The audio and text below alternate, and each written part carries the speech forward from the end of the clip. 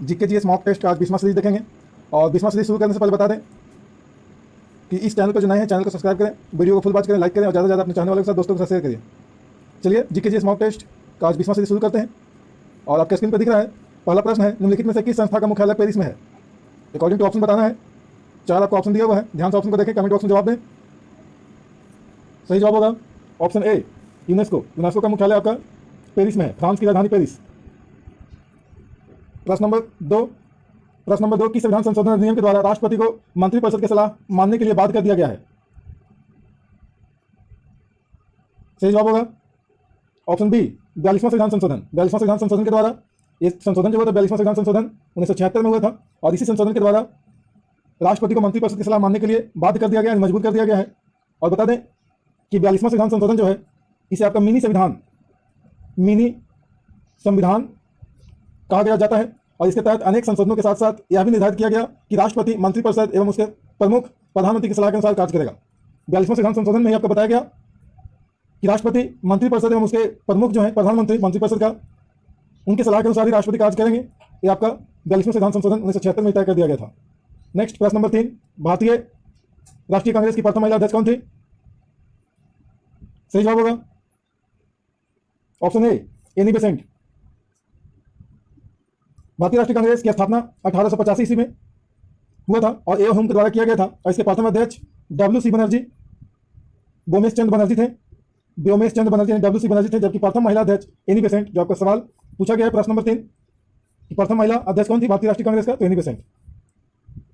प्रश्न नंबर 4, पारिस्थितिकी तंत्र में उच्चतम पोषण स्तर किसे प्राप्त होता है?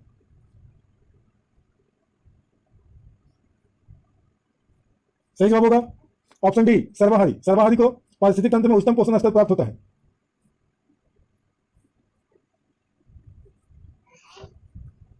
प्रश्न नंबर 5, मुद्रास्फीति सिद्धांततः तब उत्पन्न होती है जब, ध्यान से ऑप्शन को देखें।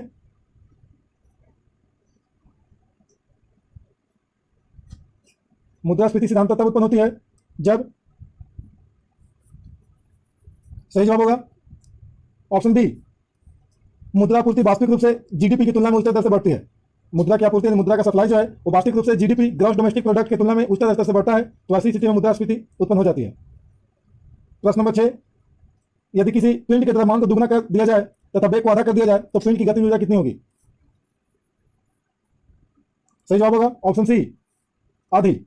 इसका फॉर्मूला होता है गतिज ऊर्जा के ई बराबर हाफ mv²। इसी फॉर्मूला पे आपका बनेगा, जिसमें m का मतलब द्रव्यमान होता है, v का मतलब वेलोसिटी यानी वेग होता है। अब हम प्रश्न कर रहा है कि यदि किसी पिंड के द्रव्यमान को दुगना कर दिया जाए तथा वेग आधा कर दिया जाए तो पिंड का गतिज ऊर्जा के पूछा जा रहा है, द्रव्यमान को दुगना करने के लिए कहा जा रहा है। तो यहाँ पे क्या होगा, 1/2 गुने m को दुगना करने के लिए कह रहा है तो 2m हो जाएगा, गुने आधा करने के लिए कह रहा है वेग को, तो 1/2 v² होगा, 1/2 v²। इसका सोल्यूशन करेंगे तो 1/2 गुने 2m गुने 1/4 v² होगा। इस प्रकार से आपका 2 से 2 कट जाएगा तो बचेगा 1/4 mv²। इस प्रकार से गतिज ऊर्जा आधी रह जाएगी।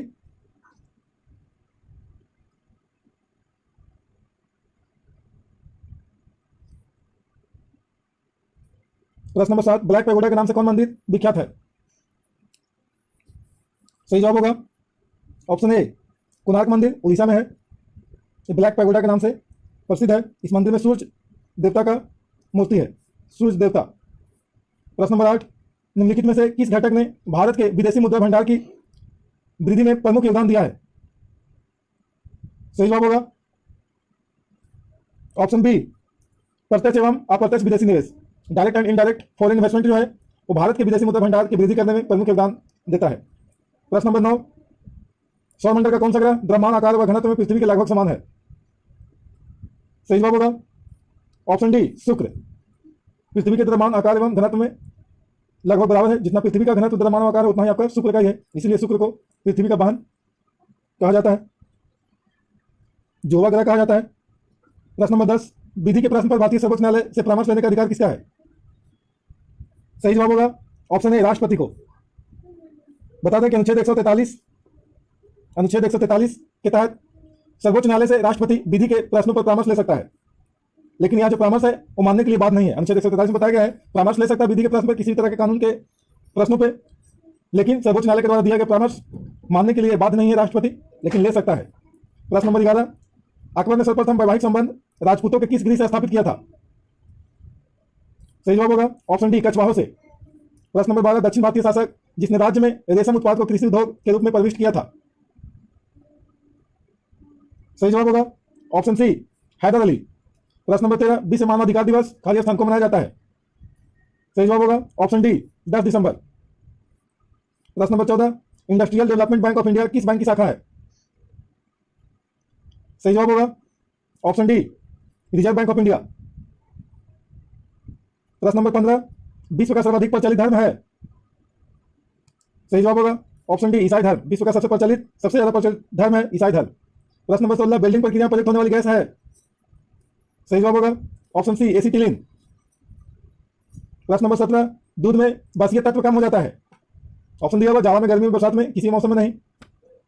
सही जवाब होगा ऑप्शन सी, बरसात में। दूध में बसीय तत्व जो होते हैं, फैट की जो मात्रा होती है वो कम हो जाता है बरसात के मौसम में। प्रश्न नंबर 18, हेड्स एंड टेल्स उपन्यास के लेखक हैं? सही जवाब होगा option D, Menaka Gandhi. Heads and tails पुस्तक यानी उपन्यास के लेखक मेनका गांधी हैं। प्रश्न नंबर 19, मूल संविधान में कुल कितनी अनुसूचियां थी? सही जवाब होगा ऑप्शन बी, 12। मूल संविधान में कुल 12 अनुसूचियां थी और वर्तमान में भी आपका 12 अनुसूची है। प्रश्न नंबर 20, निम्नलिखित में से किस ग्रह का अपना उपग्रह नहीं है? सही जवाब होगा ऑप्शन बी, बुध एवं शुक्र। बुध एवं शुक्र का कोई अपना उपग्रह नहीं है। बुध सूर्य का सबसे नजदीकी एवं सबसे छोटा ग्रह है और इसके पास कोई उपग्रह नहीं। उसी प्रकार से शुक्र सबसे चमकीला एवं सबसे गर्म ग्रह है और यह पृथ्वी से सबसे निकटतम है। शुक्र पृथ्वी से निकटतम है, इसके पास भी कोई अपना उपग्रह नहीं है। प्रश्न नंबर 21, भारत में स्वदेशी आंदोलन खाली स्थान के दौरान प्रारंभ हुआ? सही जवाब होगा ऑप्शन बी, बंगाल विभाजन विरोधी आंदोलन। भारत में स्वदेशी आंदोलन बंगाल विभाजन विरोधी आंदोलन के दौरान प्रारंभ हुआ। बता दें कि बंगाल विभाजन 1905 ईस्वी में हुआ था और बंगालवासी उत्तेजित हो उठे थे। विभाजन के विरोध में स्वदेशी एवं बहिष्कार आंदोलन 1905 में चलाया गया था। स्वदेशी एवं बहिष्कार आंदोलन यानी विदेशों के उत्पाद को, प्रोडक्ट को यूज नहीं करना है, अपना स्वदेशी प्रोडक्ट को यूज करना है। इसी पे स्वदेशी एवं बहिष्कार आंदोलन 1905 में चला था बंगाल विभाजन के विरोध में। प्रश्न नंबर 22, बाबर की लाश उसकी इच्छा अनुसार खाली स्थान में दफनाई गई? सही जवाब होगा ऑप्शन ए, काबुल में। बाबर की लाश को बाबर की इच्छा अनुसार काबुल में दफनाया गया था। प्रश्न नंबर 23, हड़प्पा सभ्यता के निम्न स्थानों में से असंगत को निकालिए। 4 ऑप्शन दिया हुआ है, ध्यान देंगे। सही जवाब होगा ऑप्शन बी, मोहनजोदड़ो। हड़प्पा सभ्यता का प्रमुख स्थल मोहनजोदड़ो पाकिस्तान के सिंध प्रांत के लड़काना जिले में स्थित है और बाकी जो आपका है कालीबंगा, लोथल, सुतकोटा, ये सारे आपका भारत में है। इस प्रकार से मोहनजोदड़ो आपका असंगत है यानी अन्य तीनों से भिन्न है। बता दें कि कालीबंगा राजस्थान में है, लोथल गुजरात में है, सुतकोटा गुजरात में है।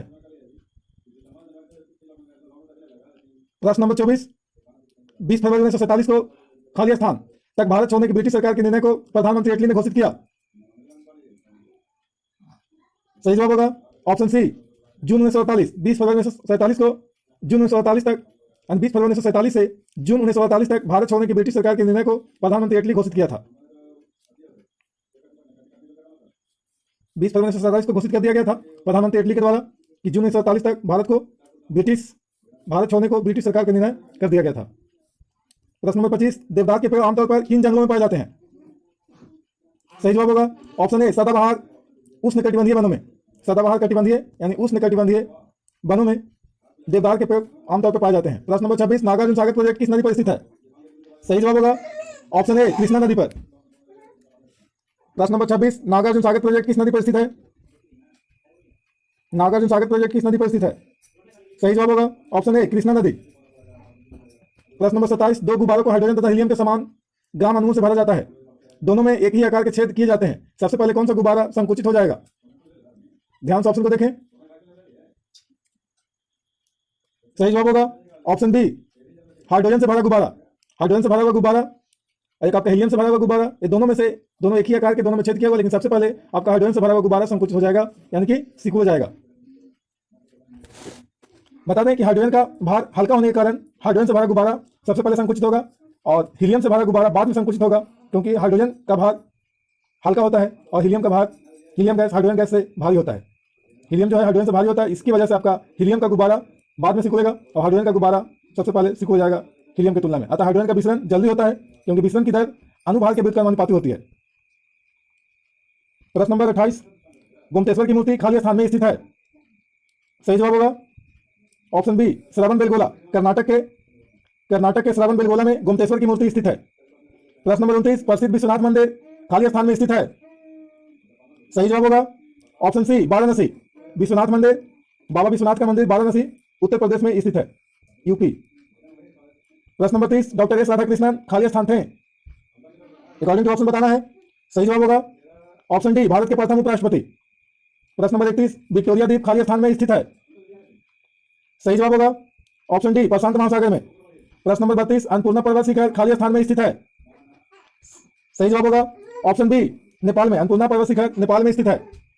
प्रश्न नंबर 33, नाइजर नदी का मुहाना है। सही जवाब होगा ऑप्शन सी गिनी की खाड़ी। गिनी की खाड़ी में नाइजर नदी का मुहाना है, यानी कि नाइजर नदी गिनी की खाड़ी में गिर जाता है, अंत हो जाता है। प्रश्न नंबर 34, आपातकाल लागू करने का अंतिम अधिकार किसके पास सुरक्षित रहता है। सही जवाब होगा ऑप्शन बी राष्ट्रपति के पास। इमरजेंसी लागू करने का अंतिम अधिकार राष्ट्रपति के पास सुरक्षित रहता है। प्रश्न नंबर 35, निम्न में से कौन सा विकल्प हंग पार्लियामेंट को परिभाषित करता है।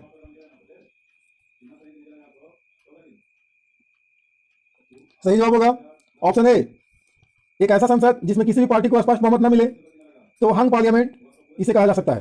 कहा ही जाता है हंग पार्लियामेंट जब संसद में किसी पार्टी को स्पष्ट बहुमत न मिलता हो। प्रश्न नंबर 36, किसी उच्च न्यायालय के मुख्य न्यायाधीश एवं अन्य जज किस उम्र में सेवानिवृत्त होते हैं। यानी रिटायरमेंट जो होते हैं किसी उच्च न्यायालय के मुख्य न्यायाधीश और मुख्य न्यायाधीश के अलावा उच्च न्यायालय के अन्य जो आपका जज यानी अन्य न्यायाधीश होते हैं वो किस उम्र में सेवानिवृत्त होते हैं, यानी रिटायर हो जाते हैं। सही जवाब होगा ऑप्शन बी 62 वर्ष। प्रश्न नंबर 37, किसी राज्य के विधान परिषद सदस्यों की संख्या अधिक नहीं होनी चाहिए, उसके विधानसभा सदस्यों की संख्या के। ध्यान से ऑप्शन को देखें और कमेंट बॉक्स में जवाब दें। सही जवाब होगा ऑप्शन बी 1/3 से, यानी किसी राज्य के विधान परिषद सदस्यों की संख्या आपका विधानसभा सदस्यों की संख्या के 1/3 से अधिक नहीं होना चाहिए। प्रश्न नंबर 38, प्रकाश तरंगे ध्वनि तरंगों से भिन्न है क्योंकि। ध्यान से ऑप्शन को देखें। सही जवाब होगा ऑप्शन ए प्रकाश तरंगे विद्युत चुंबकीय है पर ध्वनि तरंगे आपका नहीं है, इसलिए आपका प्रकाश तरंगे ध्वनि तरंगों से भिन्न है। प्रश्न नंबर 39, गर्मी के दिनों में पंखे के नीचे हम आराम महसूस करते हैं क्योंकि। ध्यान से ऑप्शन को देखें।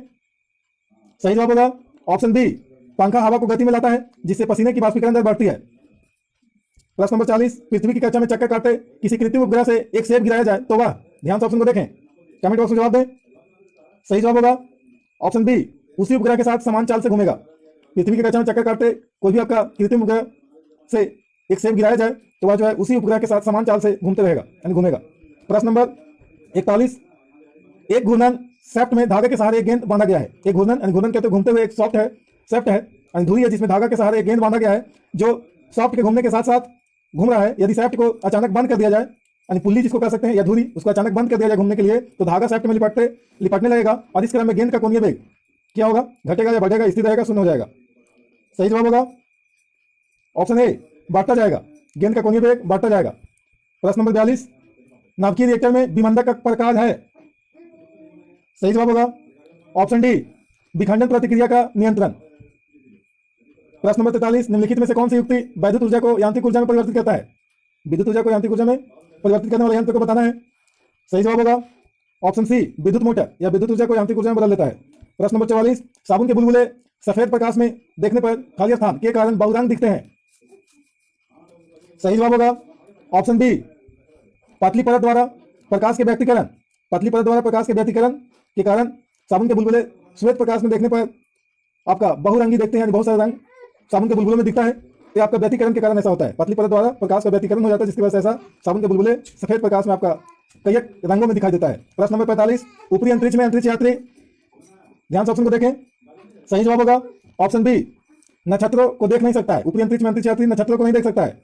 प्रश्न नंबर 46, यदि आप शीशे की तरफ 10 सेंटीमीटर प्रति सेकंड गति से चले तो आपकी प्रतिबिंब किस गति से आपकी तरफ आएगा। सही जवाब होगा ऑप्शन सी 20 सेंटीमीटर प्रति सेकंड के हिसाब से, यानी दुगना हो जाता है।